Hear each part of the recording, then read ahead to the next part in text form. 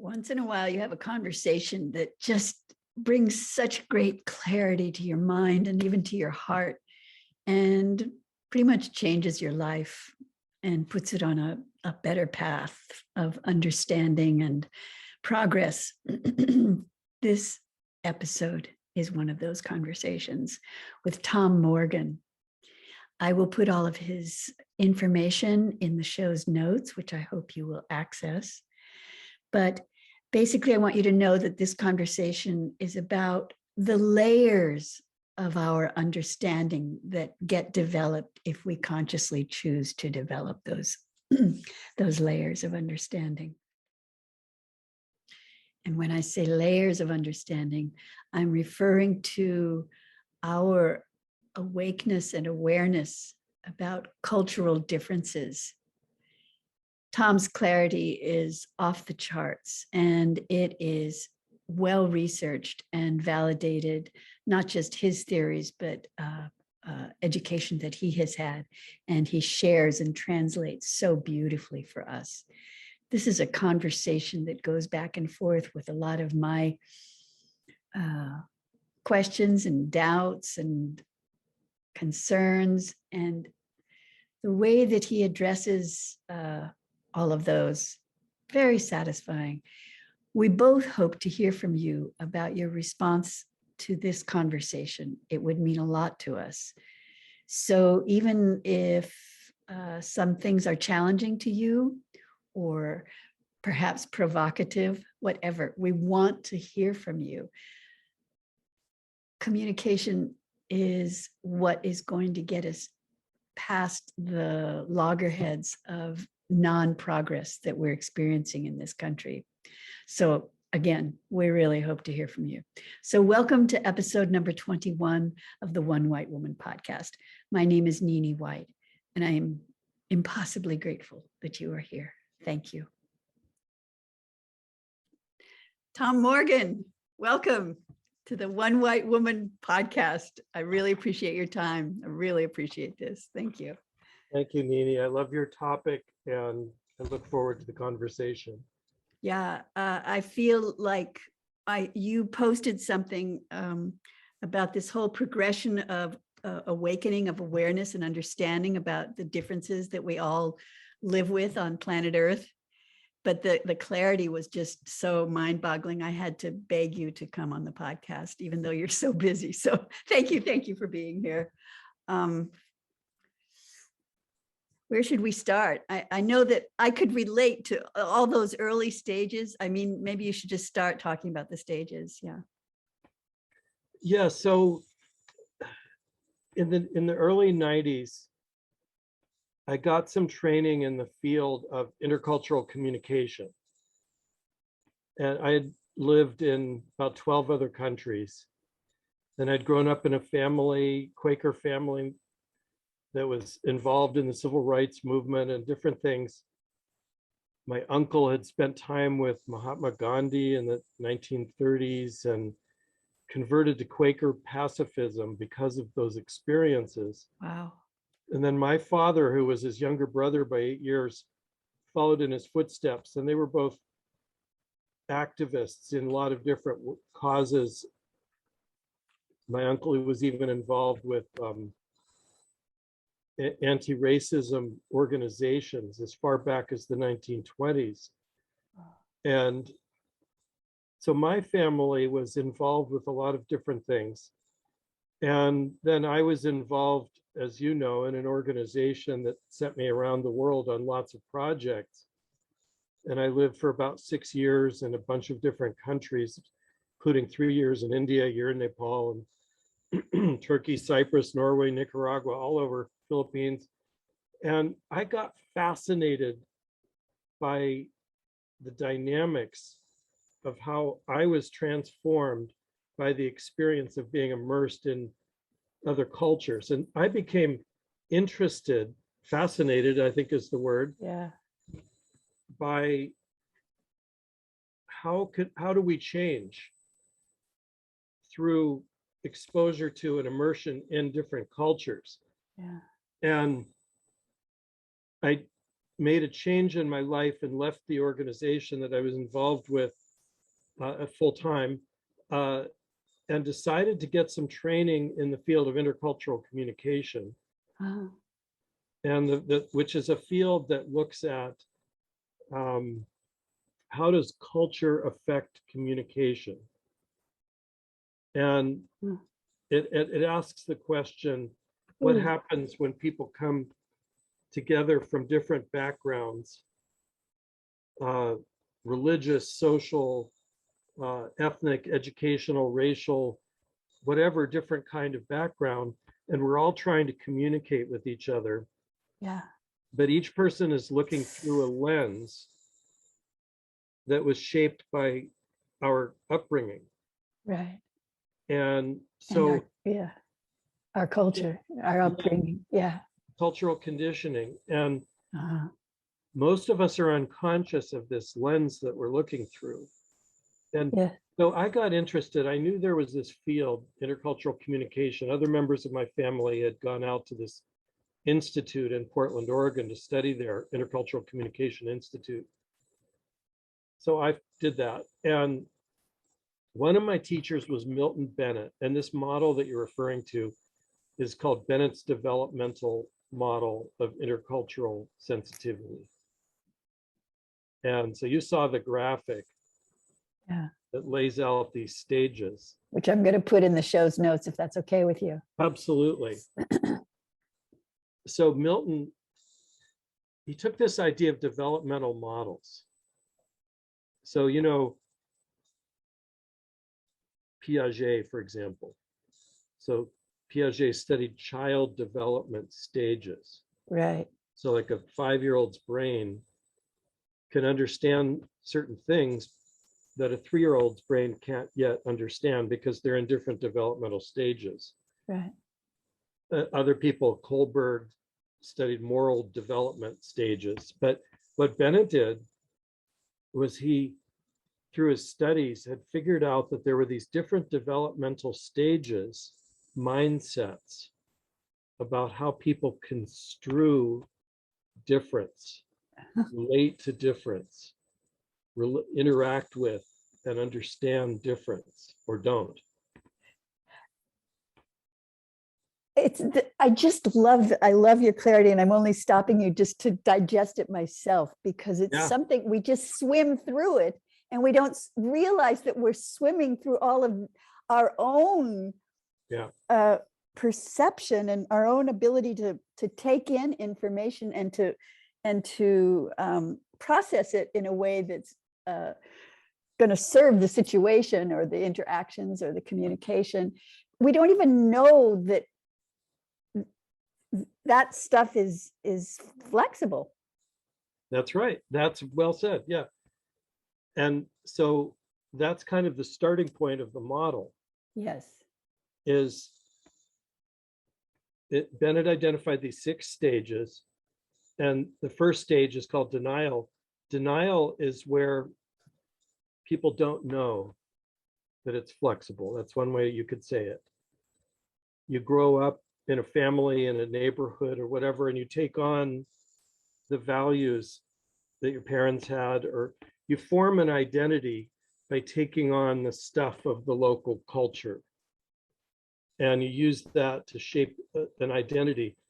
And it's, you take it as we all do reality. that, and it's not conscious or anything. It just happens. It's just like, we're just sponges, and we just take in the water of our,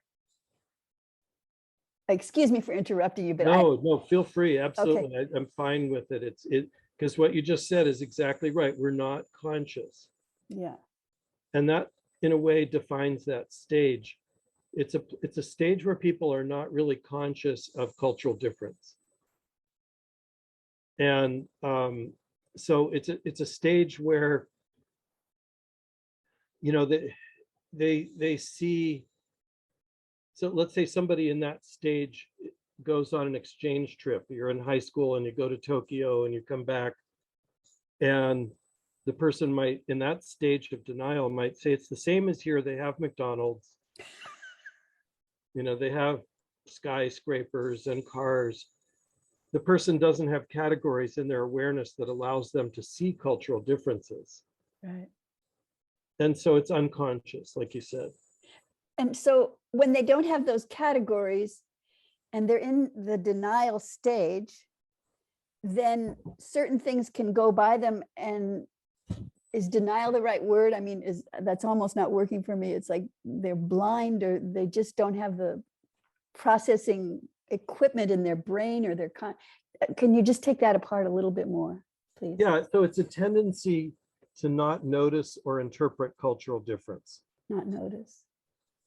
And often people in the denial stage are isolated from difference, either by choice or by circumstances.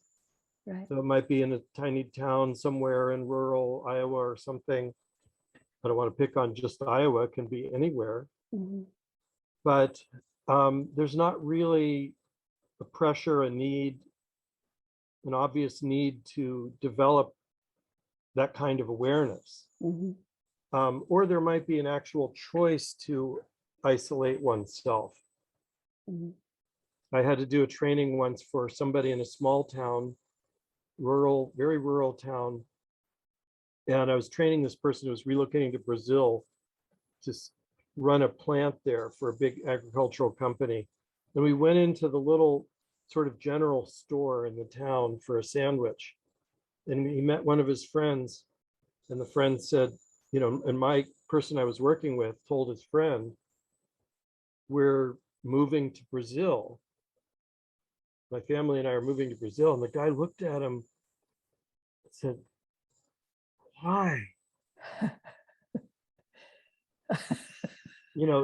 It was incomprehensible to him. Yeah. He was aghast that his friend was leaving. I won't say the name of the town. Yeah. But and so that was a person who was, willfully choosing not to step out of the cultural bubble that he had adopted as his reality. And it's not to be judgmental. It is what it is. Right. It's a stage of disinterest in differences, avoidance of experience with differences. Mm-hmm. As a person who does intercultural training, the people in this stage, and it's not usually a large percentage of any population that's in this stage, but there are people out there who are. It's often in this stage that those people don't want to take intercultural training. They think it's just fine to, you have to just be courteous to everyone, Mm-hmm. but without any understanding about the differences that are part of being courteous. Mm-hmm. So, and in that stage, that's where you have really broad brush stereotyping. Mm-hmm. So that's where somebody might say, all Africans are such and such, or all Asians are good at math. And wait a minute, there are 52 countries in Asia just to start with, and lots of other more distinctions beyond that. So this is what we call a monocultural mindset. And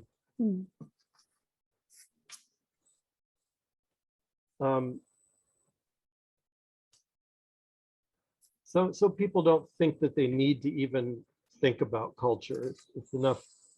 We'll just be respectful to each other. Especially we white people who, putting myself in that category of being a white person who not in a malicious way, just a very nice white person who didn't see any need to. And I've traveled around the world, but I didn't see any need. Black Americans, white Americans, what's the difference, and just, what's all the complaining about? That was me.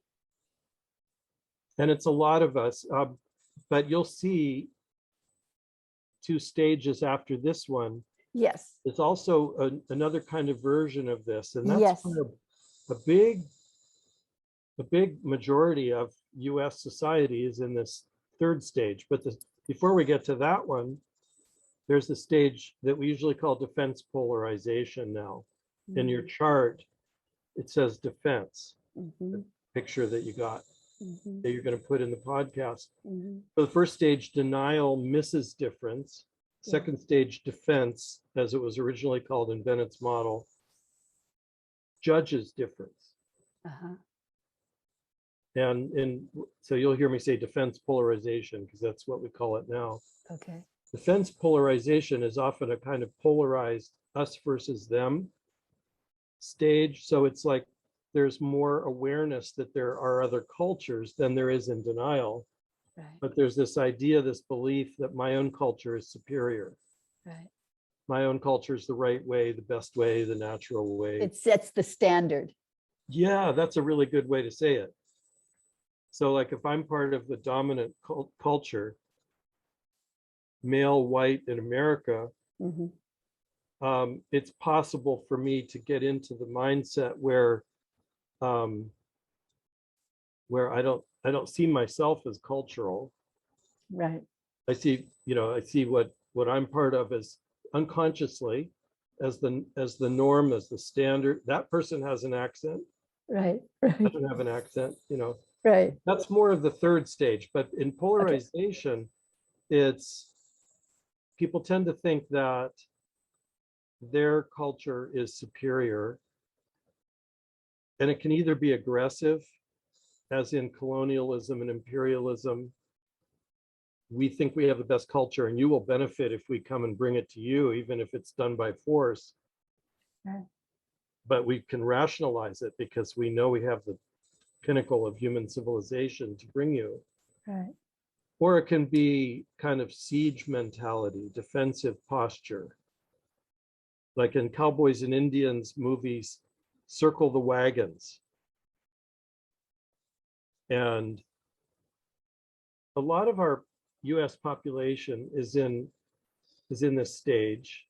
Mm-hmm. And it's where people might tend to think that we need to build walls on the borders or have Muslim bans, or it's Redlining. redlining. It's a protective mindset, often a belief that people who are different from us are a threat to our way of life. Mm-hmm.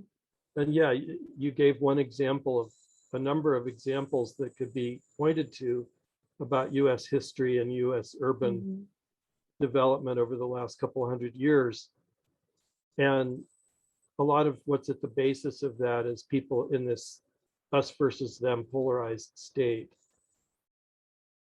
thinking that our group is superior. And people, by the way, can flip this around, can go live in India or something and decide this is the greatest culture in the world. And then they become hypercritical and judgmental of their own culture. Mm-hmm. And you'll see that happen. So again, a certain percentage of any given population, it's not just the US, I'm talking about the US because that's where we are and we're both most familiar with, but any country will have different percentage of people in these different categories. Sure. And then you get into minimization. And minimization is where, again, it's a step of progress. Uh-huh. It's where people begin to think, it's good if we can bridge across differences. But we don't realize we're doing it, but we're going to de-emphasize the differences in the process. Right. What I sometimes call cultural bypassing. Uh-huh. And it's where, okay, deep down, we're all the same. Is something that in that stage people tend to say. We're all human after all. We're all basically the same. Treat everyone the same. And that minimizes how? It minimizes the differences because it emphasizes the similarities, the commonalities. But and that's not helpful because? Well, it's helpful as compared to the previous stage. Right. Because at least there's this idea that we should be bridging across difference. But what's happening is people are seeing culture only superficially. So there's a tendency to see customs and etiquette, and that's it. That's what culture is. But the person tends to be missing how culture is really who we are, all the way right down to the bottom of who we are. Yes. It's that lens we're looking through. And the person in minimization is missing all of that. And they're also not seeing themselves as cultural beings, especially if they're part of the dominant group. And so in minimization, the tendency to emphasize commonalities, cultural similarities, and this is where, when you're talking about racial issues, people can believe that they may not say it out loud, because many people know not to say this, but they may believe that we're in a post-racial society, sort of in their heart. They believe we've arrived, or the idea of being colorblind can be part of minimization. Not that everybody in minimization will have it show up that way, but the idea of I don't see race would be something that somebody in minimization says. Right. But when you're colorblind, half that word is blind. Right. You're missing a whole lot of history. And to really see somebody, you have to see that history, or understand at least parts of that history. So and devaluing it when you say you're blind to it, because yeah, that's right. Yeah, you're not acknowledging it and honoring it, and just being open to it, and stopping pushing your thing. Sorry, I'm chewing on this while you're talking. That's it, exactly.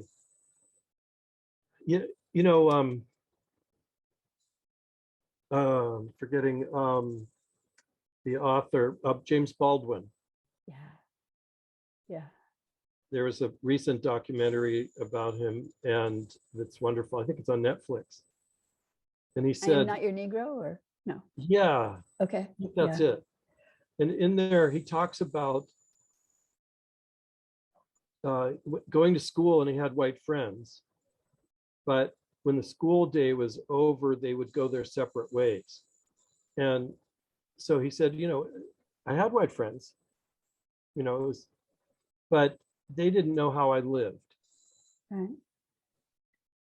And that sort of stuck with me, because that's kind of an articulation of what minimization is about. It's not really seeing the other person, and so it's and yet believing that you are.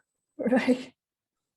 And so it's a sort of faux liberal stage, you could say, often. I feel like I'm kind of there. I feel that's how far I've gotten on your chart, and I don't know what to do to move it forward. And I don't know if it's ever possible to really move it forward. And that's one of the many reasons I wanted to have this conversation with you. So well, it certainly is. It certainly is possible, but it takes relentless intentionality, conscious intentionality. Yeah. It takes work. We each have to reach the guardians of the gates of our own change. And it takes understanding what I call the granularity of cultural difference. So in minimization, think about the golden rule. Yeah. What does the golden rule say? Do unto others as you would have them do unto yourself. It's actually about minimization, because how I would have done unto myself, do unto others as I would have done unto myself. How about we use a new rule? Somebody called it the platinum rule. Do unto others as they would have done unto themselves.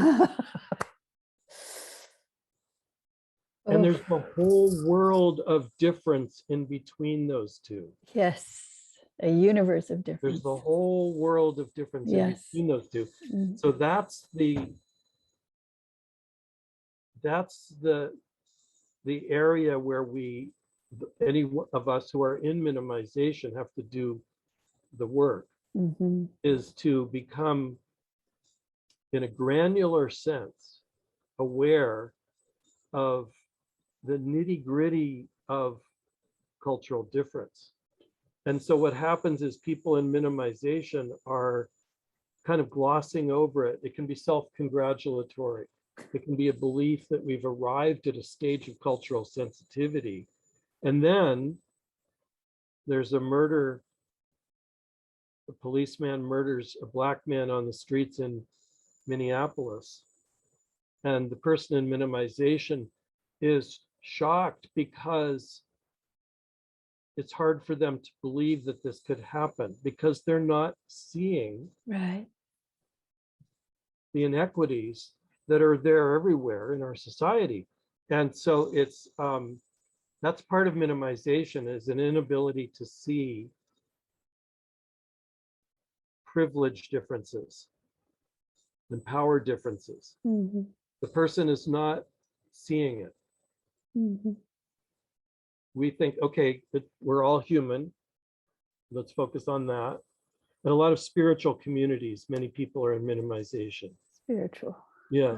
Yeah. Well, I mean, people can be in a very genuine spiritual path and so forth, but just they're in this stage. And so that's why I call it cultural bypassing. There's the term spiritual bypassing. Yeah. People are bypassing a lot of things about life in the name of their spiritual practice or whatever. But so I took that term and I call it cultural bypassing. I really love that, because and then it makes me want to just circle back to one thing that keeps coming up, the idea about there's a lot of work involved. And yes, there is, but there's work that you would do for free, in life. Yeah, that's because right. the rewards are so great.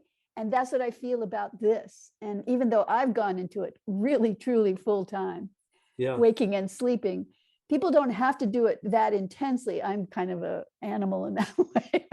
Go into something, but the rewards, I just always, what I'm trying to say is, yes, it's work with amazing rewards that you can't imagine, because you can't see them, because well, and what you're doing is what needs to be done. I mean, thinking and talking and discussing and all, with people who are also thinking and talking about these things is exactly what has to happen.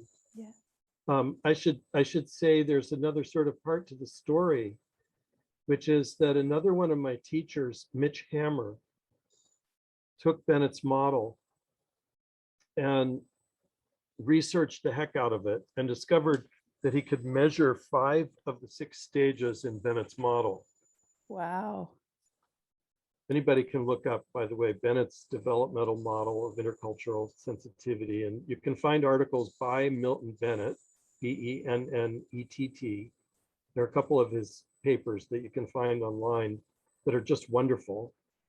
And then Mitch Hammer took Milton's model and researched the heck out of it and discovered he could measure 5 of the 6 stages in Bennett's model. So in Bennett's model, you kind of, the first 3 stages are the ethnocentric stages.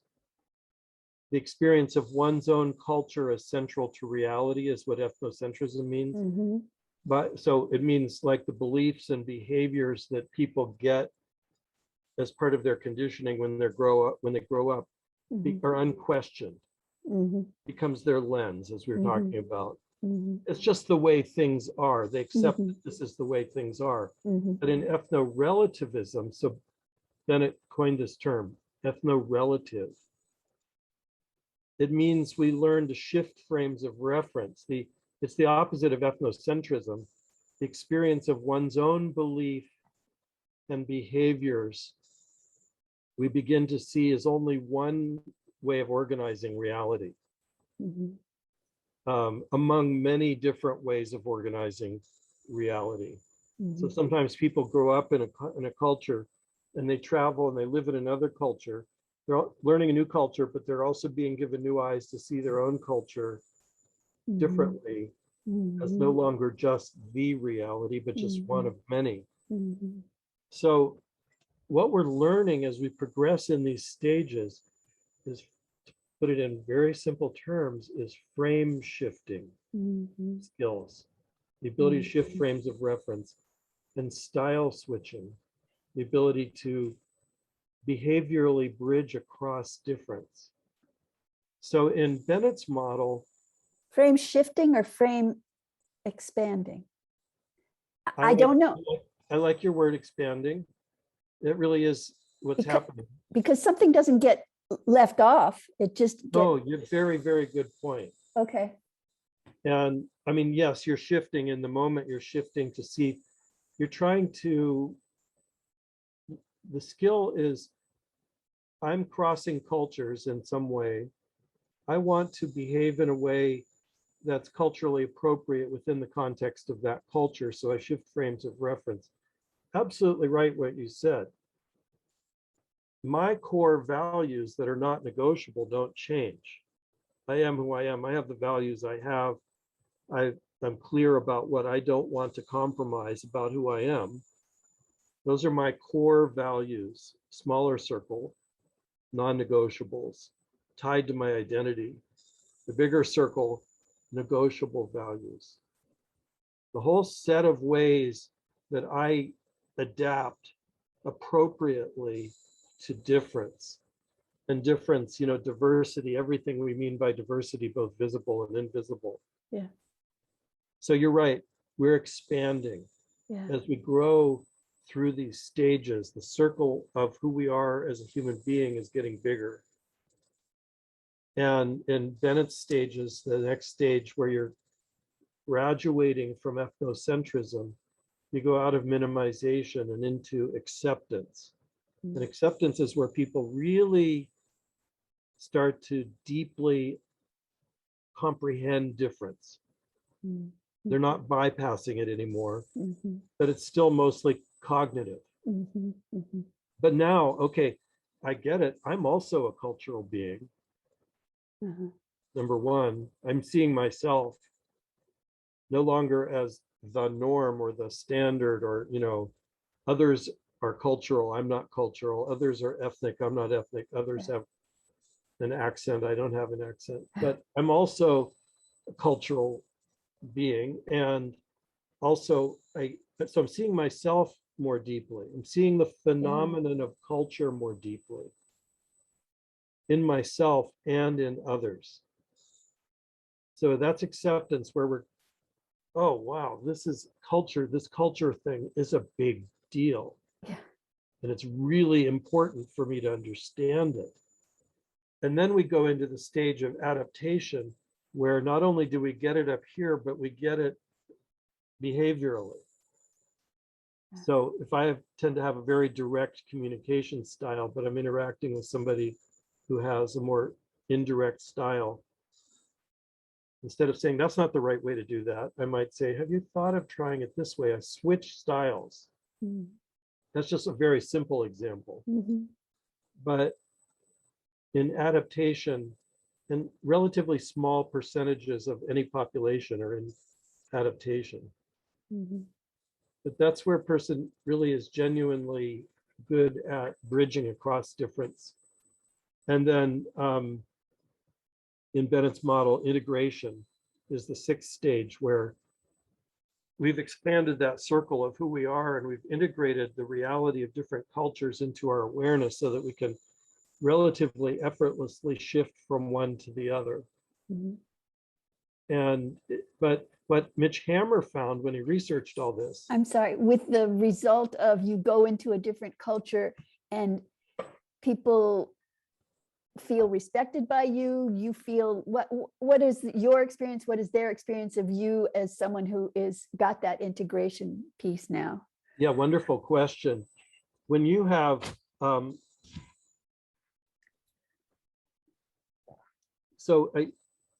when you have people who are in integration, people,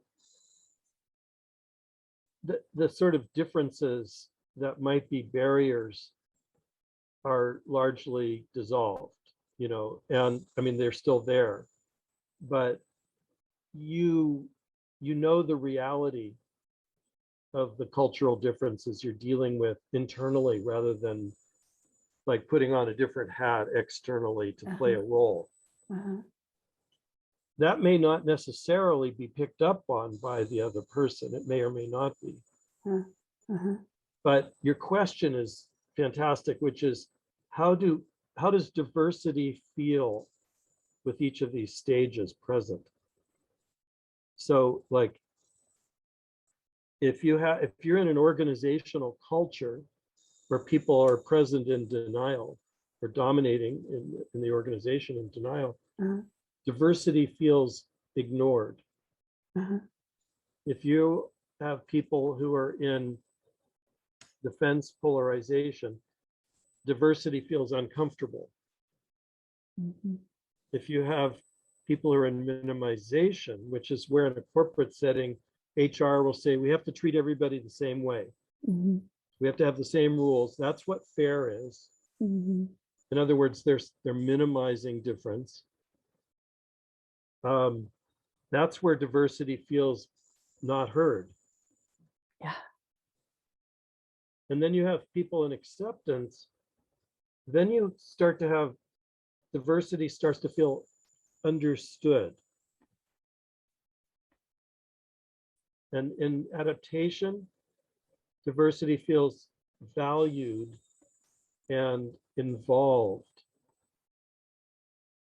So our world is full of organizations with people who are in these different stages where there are insider-outsider dynamics, people who feel like they're the insiders and people who feel like they're outsiders because they're uncomfortable, they're not heard, maybe they're understood and they're valued and involved, and then they start to feel like insiders.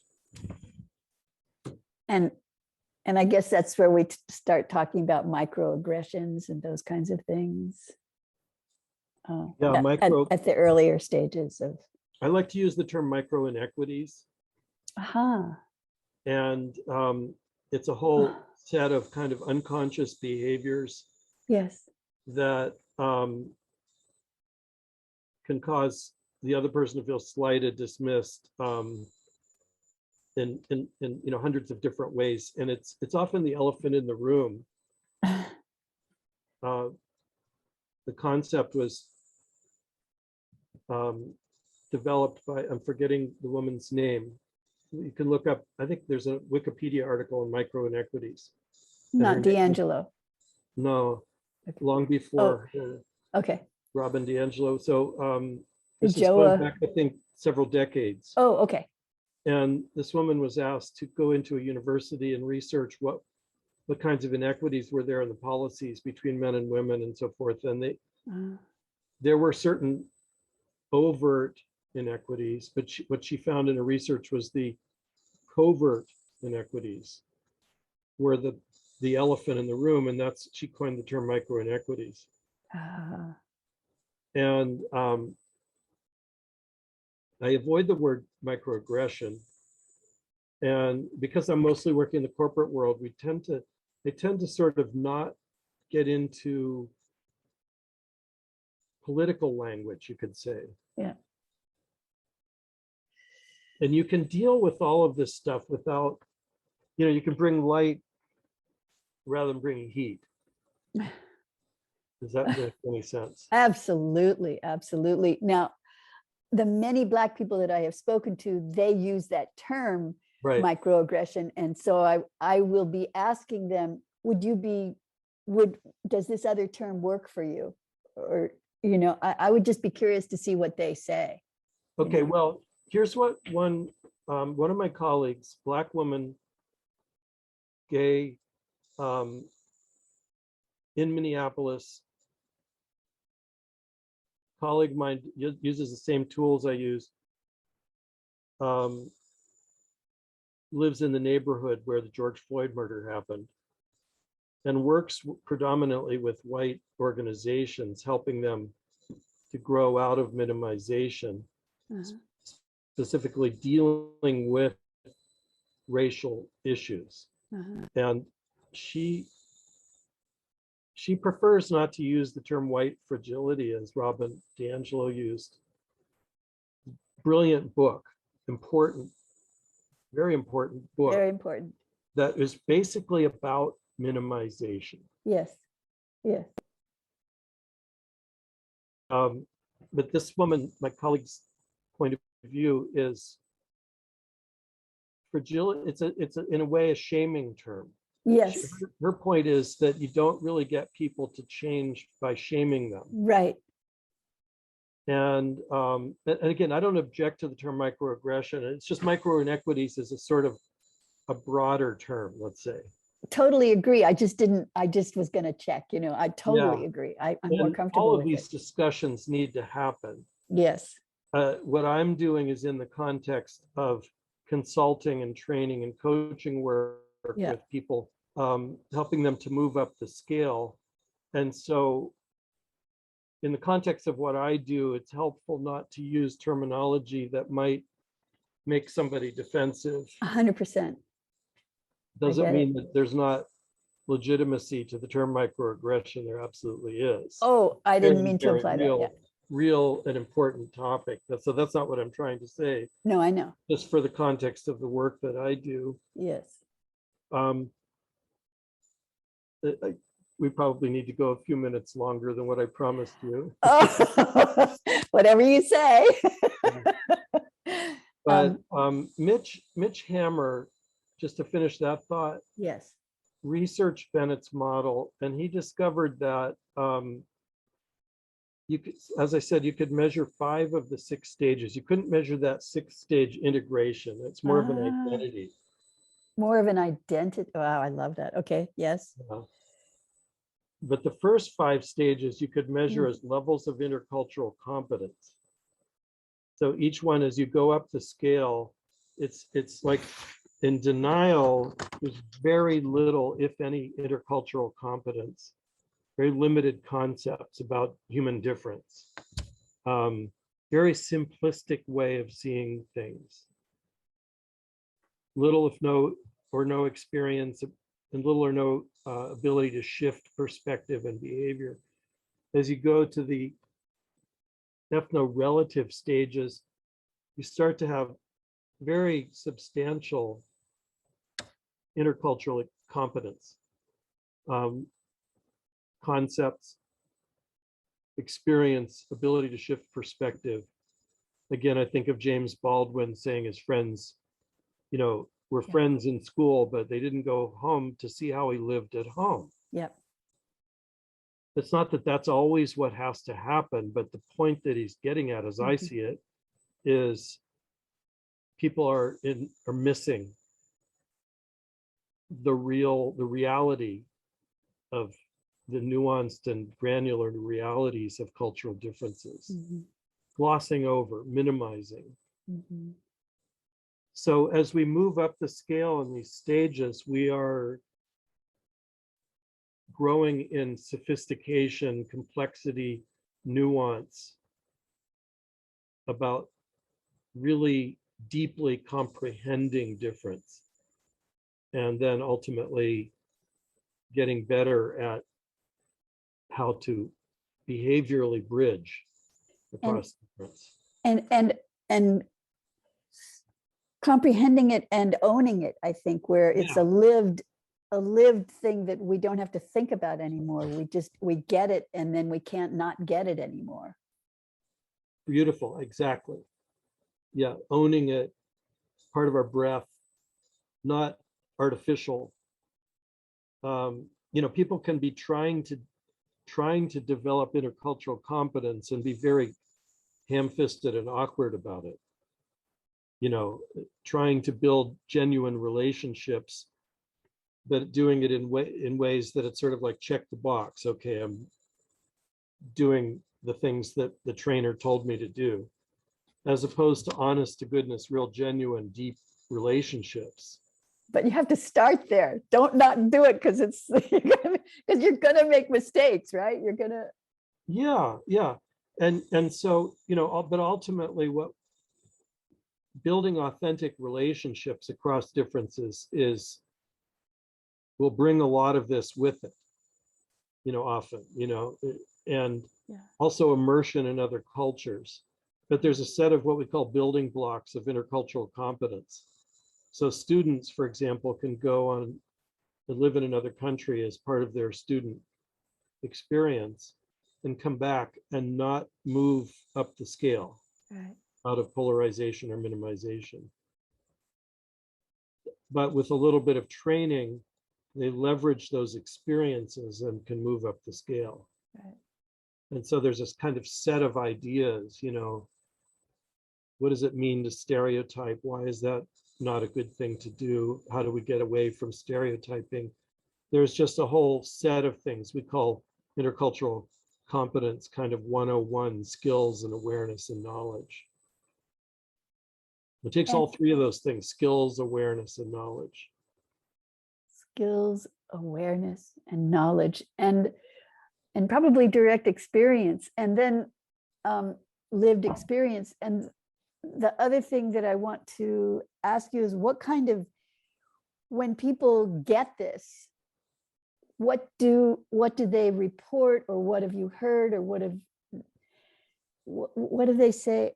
Oh, this, I didn't realize that this would feel like this, or what kind of things have you heard like that? Well, when you talked about expanding the circle of who you are, that's what people feel. And sometimes what happens is people who have those experiences of growing into adaptation and integration, they end up choosing careers that involve helping others to bridge across differences. And that could be in different spheres. It could be, in politics, or it could be in having a podcast, or it could be in, being on the streets, or it could be being a trainer in a corporate setting. It can be, there are expat communities all over the world, people who've gotten addicted to the experience of crossing cultures and living in other cultures, and they build their lives around that.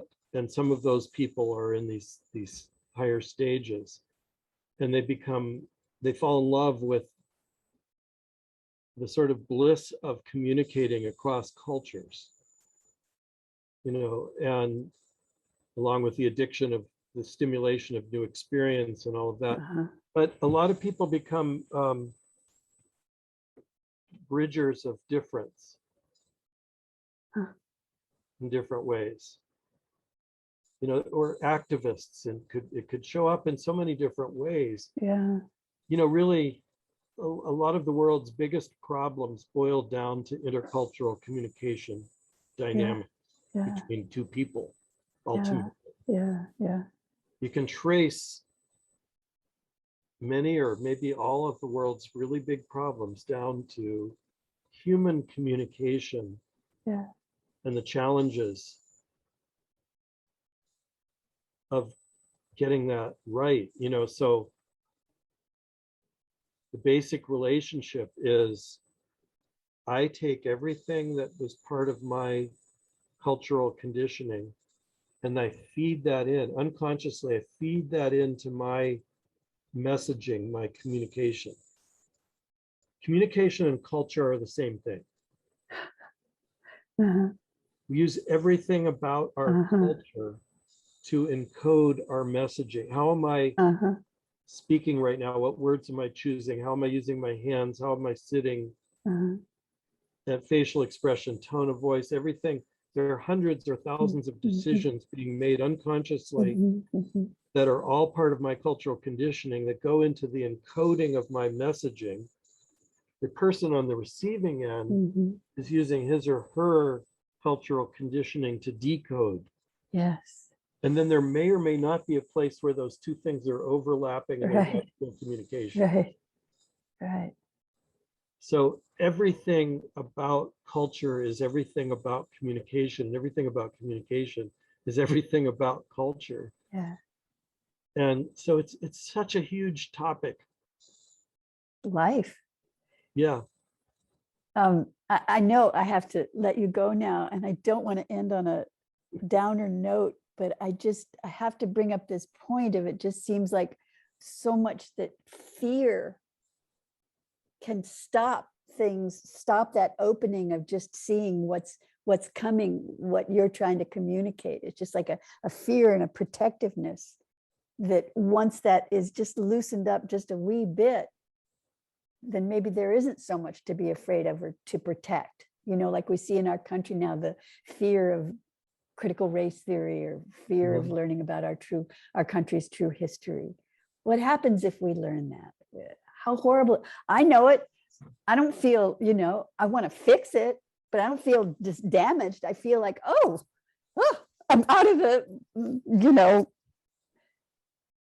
So can you turn that into a positive? Because I Yeah, need it's to not a end this on down point at all. It's a really good insight. You know, in denial, it's more, you could say, about ignorance, judgmental word, of course, but it's basically lack of awareness. In polarization, it's largely about fear, often about fear. Yeah. Fear of the other, fear. And so this whole thing where certain people on certain cable channels, et cetera, are taking this critical race theory and completely distorting what it is, trying to say that it's being taught in K through 12. They won't be able to find any examples of CRT being taught in K through 12. Right.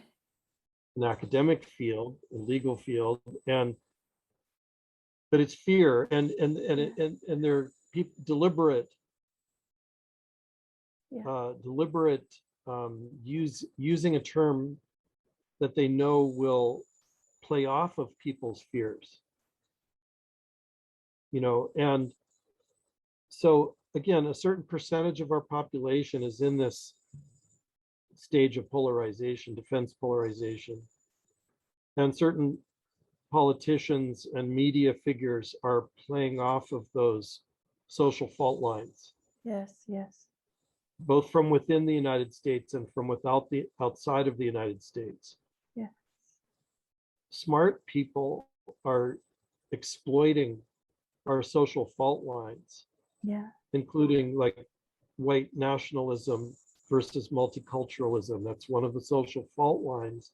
Right. That they know they can exploit because of people's fears who are in polarization. Yeah. So can we turn it into a positive? Well, yeah, I think all of us as human beings are on a human journey. And people are at these different stages. It's a lifelong journey. Yeah. And the people who are in those stages are also in this journey. And it's like a river, you know, the flow, the current of the river going downhill. And then there are little eddies where the water gets sidetracked for a while. Yeah. So people get stuck in different stages. Yeah. Stuck in developmental stages that become like comfort zones. Yeah. Minimization in particular is a big comfort zone. Yeah. The longest and hardest stage to come out of. But people in minimization, you're talking more when you talk about fear, about polarization. Yeah. And it's hugely important because it's a really big part of our national politics and discussion. Right. Minimization is where systemic racism is allowed to continue because people are unconscious of the dynamics of it. So and that's a comfort zone. Yeah. Each stage has its own, you know, things that it sees and things that it doesn't see. But ultimately, we're all engaged in a journey, even if we're getting stuck. And so what this is all about is human development. I think my idea is we're here as human beings interacting with each other because of the potential for growth for all of us that is implicit in this dynamic that we're all part of. And to me, that's the positive. Yes. Even if there are terrible problems that are deeply entrenched in our whole history, but the potential is there for growth and for progress. And people become aware when they become aware. Right. It's a little bit hopeful. Absolutely. Yeah, no, Yeah, I was thinking from the start, this is the story of life, really, just like you surmised just then. Yeah. Oh, Tom, thank you. I'm going to try to not be greedy so that if I invite you again sometime, you won't say, oh, no, that woman, she's too. No, it's wonderful what you're doing, Nini. I really appreciate what you're doing. And so badly needed. I hope you have a huge following and then it gets bigger and bigger. Thank you. And Thank you. I'm sure you're inviting a lot of, really fantastic guests. Trying to, yeah. And having wonderful conversations. And it's all so important. So thank you for what you do. And it's fun too. Yeah, it's really fun. It feels just so delicious. Yeah. But I can't even, I'm going to explode with respect and appreciation for you, Tom. Really. Thank you. I feel blessed to be able to do this and to have sort of fallen into something that I think is really helpful and good. You're so good at it. All right. Be in touch, huh? Thanks. Thank you. Thank you. Bye. Here's a quick look at the chart that got me wanting to have this conversation with Tom. This is the website where you can see the chart and get a lot more information about it. Here is Tom Morgan's contact information and his website with a lot of information. The One White Woman podcast has a Facebook page. Check it out. And if you'd like to see these learning conversations get more visibility, then please rate it and leave a review on YouTube, Apple Podcasts, Facebook, The One White Woman. And this is for all of us. So thank you. Thanks a lot.